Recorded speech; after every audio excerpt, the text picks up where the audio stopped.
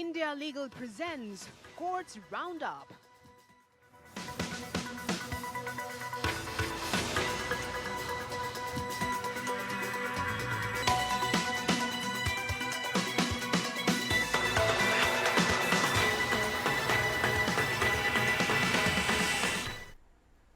नमस्कार, आप देख रहे हैं कोर्ट्स राउंडअप। मैं हूं आपके साथ नेहा दुबे। इस बुलेटिन में अगले आधे घंटे हम आपको कोर्ट से जुड़ी तमाम छोटी बड़ी खबरों से करवाएंगे रूबरू। कोर्ट की कार्रवाई सुप्रीम कोर्ट से लेकर हाई कोर्ट और लो कोर्ट तक के फैसलों को रखेंगे आपके सामने। तो आइए शुरू करते हैं courts roundup. India Legal presents Courts Roundup.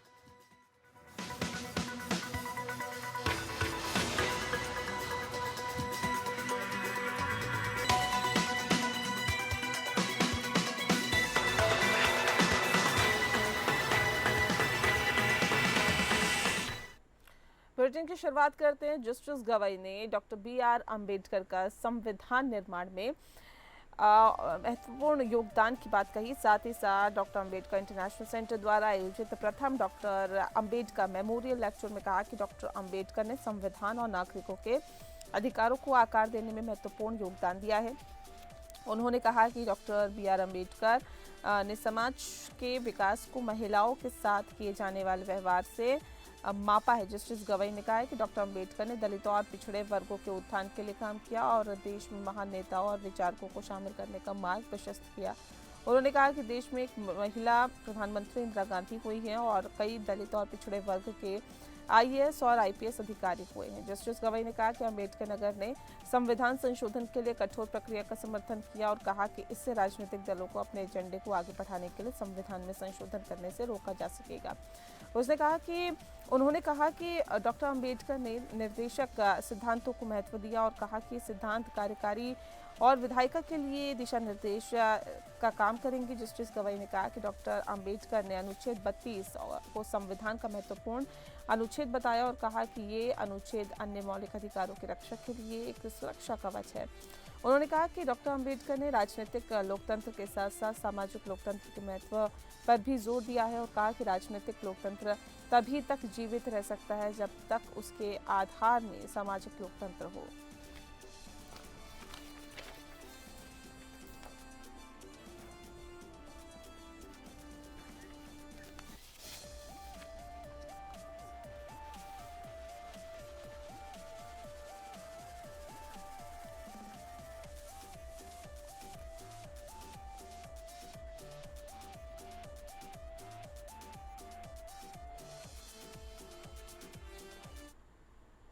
और अगली खबर का रुख करते हैं। मणिपुर जातीय हिंसा से जुड़ा हुआ एक पूरा मामला है। बता दें आपको कि केंद्र सरकार ने गुरुवार को सुप्रीम कोर्ट को सूचित किया है कि मणिपुर के पूर्व मुख्यमंत्री एन बीरेन सिंह के खिलाफ जातीय हिंसा में भूमिका के आरोपों से जुड़ी ऑडियो क्लिप की प्रामाणिकता पर फॉरेंसिक रिपोर्ट तैयार है और इस सीलबंद लिफाफे में अदालत के समक्ष प्रस्तुत किया जाएगा। मुख्य न्यायाधीश संजीव खन्ना और न्यायमूर्ति संजय कुमार की पीठ ने इस प्रस्तुति को ध्यान में रखते हुए मामले की सुनवाई मई के पहले सप्ताह तक के लिए स्थगित कर दी है। ये याचिका Kuki organisation for human rights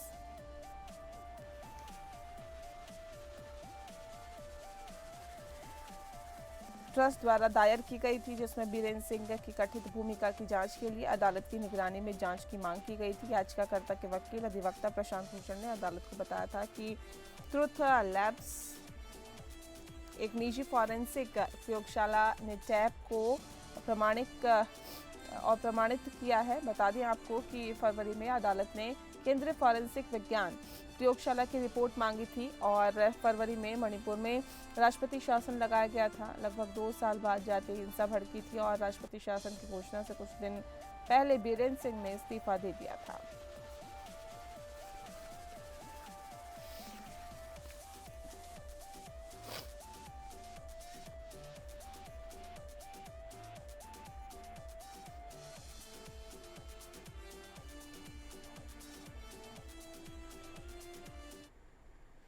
अगली खबर का रुख करते हैं। जस्टिस चंद्रचूड़ के खिलाफ जांच की मांग की गई है। बता दें आपको कि न्याय विभाग, निधि और न्याय मंत्रालय ने पूर्व मुख्य न्यायाधीश ऑफ इंडिया डी.वाई. चंद्रचूड़ के खिलाफ जांच की मांग करने वाले एक पूर्व न्यायाधीश के पत्र का संज्ञान लिया है। मंत्रालय ने इस संवाद को कार्मिक और प्रशिक्षण विभाग डीओपीटी को उचित कार्रवाई के लिए भेज दिया है, जो कि पूर्व न्यायाधीश राकेश कुमार द्वारा राष्ट्रपति द्रौपदी मुर्मू को सौंपी गई शिकायत पर आधारित है। राष्ट्रपति को लिखे गए अपने पत्र में पूर्व न्यायाधीश राकेश कुमार, जिन्होंने पहले पटना और आंध्र प्रदेश उच्च न्यायालय में सेवा दी है, ने पूर्व सीजीआई के खिलाफ भ्रष्टाचार निवारण अधिनियम के तहत जांच शुरू करने के लिए केंद्रीय जांच ब्यूरो को निर्देश देने की मांग की है। पूर्व न्यायाधीश ने आरोप लगाया है कि डॉक्टर चंद्रचूड़ ने अपने पद का दुरुपयोग किया और न्यायपालिका के प्रमुख रूप में अपने कार्यकाल के दौरान अनुचित आचरण किया है। पूर्व न्यायाधीश कुमार की शिकायत विशेष रूप से 1 जुलाई 2023 को सुप्रीम कोर्ट की गर्मी की छुट्टी के दौरान कार्यकर्ता तीस्ता सी तलवाड़ की जमानत याचिका पर सुनवाई के लिए सीजीआई द्वारा एक विशेष और बड़ी पीठ के गठन का उल्लेख करती है। गुजरात उच्च न्यायालय ने उसी दिन उनकी जमानत खारिज कर दी थी।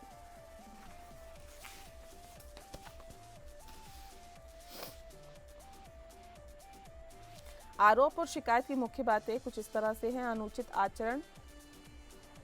पूर्व न्यायाधीश कुमार ने आरोप लगाया है कि सीजीआई ने बाहरी विचारों से प्रभावित होकर काम किया। पद का दुरुपयोग। पूर्व सीजीआई पर अपने पद का दुरुपयोग करने का आरोप भी लगाया गया है। जांच की मांग की गई है और पूर्व न्यायाधीश कुमार ने सीबीआई जांच की मांग की है।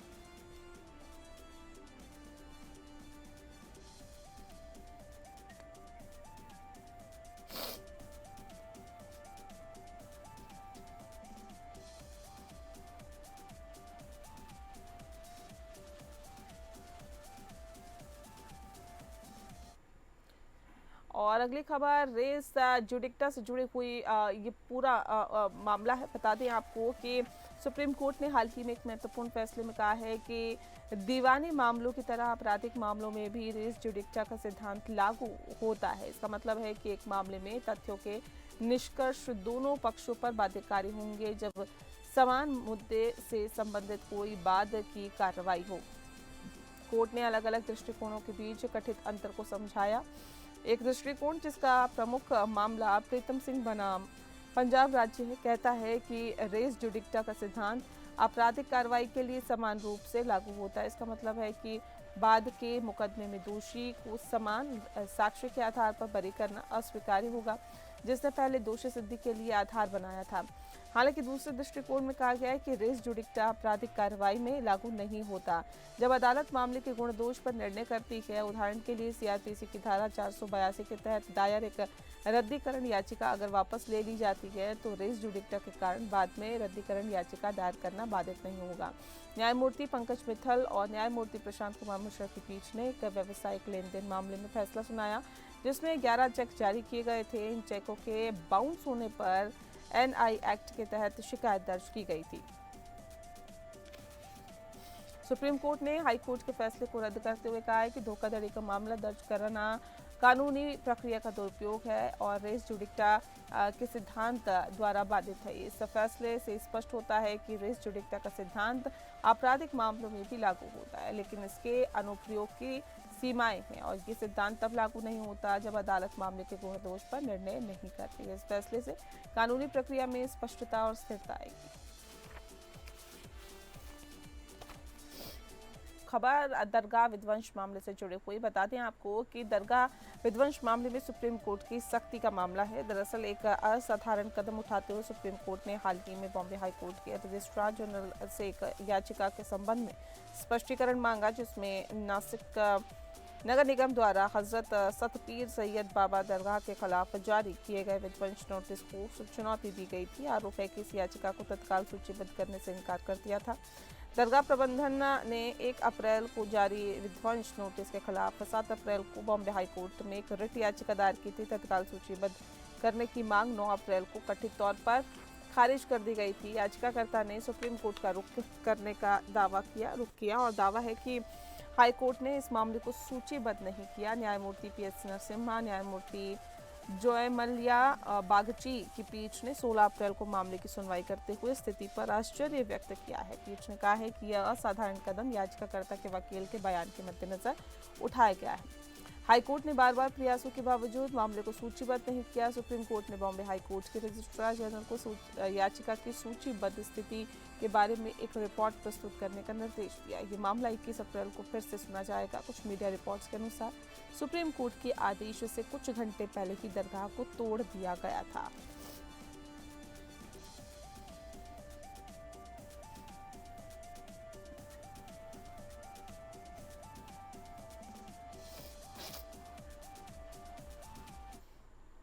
अगली खबर का रुख करते हैं। इलाहाबाद हाईकोर्ट की महत्वपूर्ण टिप्पणी सामने आई है। बता दें आपको कि इलाहाबाद हाईकोर्ट ने हाल ही में एक महत्वपूर्ण टिप्पणी की। असफल संबंध और भावनात्मक उथल-पुथल के कारण आपराधिक कानून का दुरुपयोग बढ़ रहा है। न्यायमूर्ति कृष्ण पहल ने एक 42 वर्षीय व्यक्ति को जमानत देते हुए यह अवलोकन किया है जिस पर एक महिला ने बलात्कार का आरोप लगाया था। कोर्ट ने कहा कि समकालीन समाज में यौन संबंधों की गतिशीलता में दबाव आया है और पारंपरिक रूप से स्वीकृत विवाह संस्था के बाहर संबंध बन रहे हैं।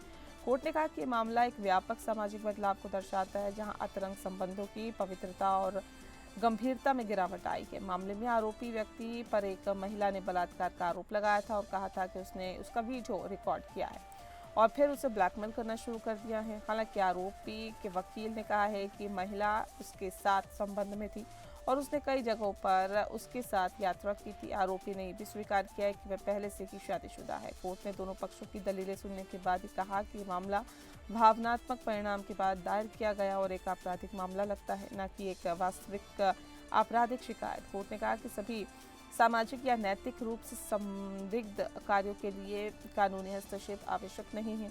कोर्ट ने आरोपी को जमानत देते हुए कहा है कि कानून नैतिकता के सभी पहलुओं को लागू नहीं करता है। कोर्ट ने मामले की तथ्यों और परिस्थितियों को ध्यान में रखते हुए आरोपी को जमानत दे दी है। कोर्ट ने कहा कि एफआईआर में 5 महीने की देरी हुई थी और पीड़िता एक उच्च शिक्षित महिला है। कोर्ट ने यह भी कहा है कि आरोपी के खिलाफ मामला बनाने के लिए पर्याप्त सबूत नहीं है।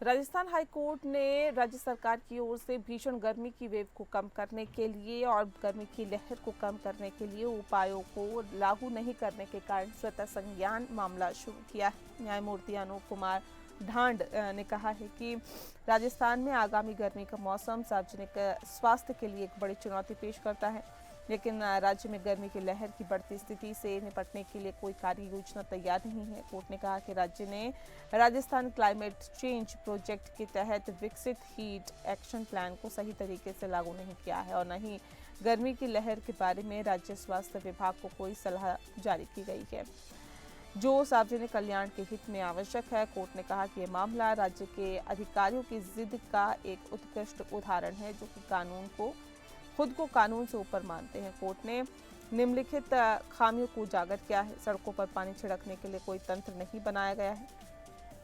ट्रैफिक सिग्नल, सड़क के किनारे और घनी आबादी वाले क्षेत्रों में कोई ठंडा स्थान या छायादार क्षेत्र नहीं है। अधिकांश ट्रैफिक सिग्नल ढके नहीं हैं जिससे पैदल यात्री और यात्रियों को भीषण गर्मी से कोई सुरक्षा नहीं मिलती। आम जनता विशेष रूप से दिहाड़ी मजदूर, रिक्शा और ठेला चालकों और कुलियों के लिए पानी छिड़कने, ORS पैकेट वितरित करने और अन्य ठंडक उपायों जैसी सुविधाएं उपलब्ध नहीं कराई गई है। पक्षियों और जानवरों के लिए पीने के पानी की व्यवस्था नहीं की गई है। बाहरी कामगारों के लिए सलाह जारी नहीं की गई है जिसमें कुलियों, ठेला चालकों और रिक्शा चालकों को गर्मी के चरम समय में आराम करने की सलाह दी जाए। गर्मी की लहर की चेतावनी देने के लिए SMS, FM, radio, television, mobile application, print, electronic, social media, अखबारों आदि के माध्यम से कोई अलर्ट जारी नहीं किया गया है। कोर्ट ने राज्य के मुख्य सचिव को विभिन्न विभागों की एक समन्वय समिति गठित करने का निर्देश दिया है ताकि मामले में शामिल मुद्दों का समाधान किया जा सके और एक कार्य योजना तैयार की जा सके। कोर्ट ने कहा है कि सरकार को सार्वजनिक जरूरतों को पूरा करने के लिए अपने धन को प्राथमिकता देनी चाहिए और करदाताओं के पैसे का उपयोग सार्वजनिक नीतियों को बनाने और लागू करने के लिए किया जाना चाहिए। कोर्ट ने मामले को 24 अप्रैल को सुनवाई के लिए सूचीबद्ध किया और अधिकारियों से पूछा कि क्यों ना निम्नलिखित निर्देश जारी किए जाए।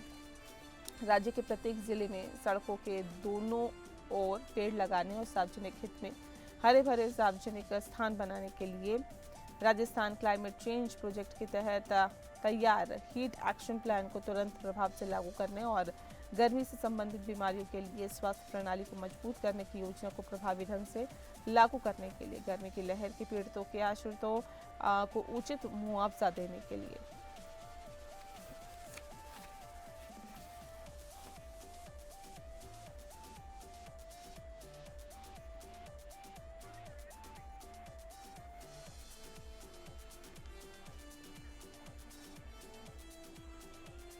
और इसी के साथ फिलहाल इस बुलेटिन में इतना ही। नमस्कार।